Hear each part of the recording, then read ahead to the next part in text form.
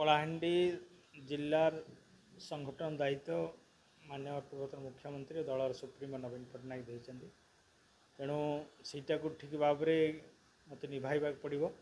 समस्त को लेकिन तृणमूल स्तर में संगठन को मजबूत करने पड़ो विशेषकर आपण मैंने जानते ये 13 मास भितर ये सरकार आसला पर विशेषकर कलाहांडी रे जो प्रकार सरकार अणदेखा कर दृष्टि को आणबू सरकार को घेरबू ता सहित आज आपण मैंने देखिपे जे कलाहांडी रे आमर चाषरे राज्य रे आमे भातवाणी भाव में परिगणित हो कलाहांडी यहाँ केवल पूर्वतन मुख्यमंत्री नवीन पट्टनायक जो किंतु यही सरकार आसला कौन चाषी को जलसेचन सुविधा कर तार प्रयास करना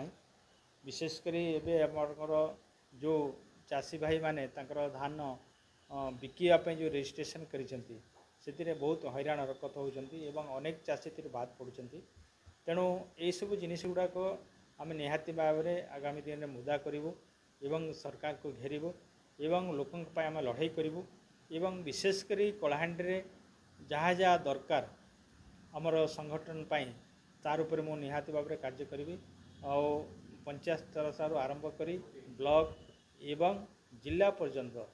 संगठन मजबूत हो आगामी पंचायत निर्वाचन केमिति दल सबु क्षेत्र में ठीक कर जिला परिषद आरंभ कर सरपंच समिति सभ्य एवं आगामी 2029 साधारण निर्वाचन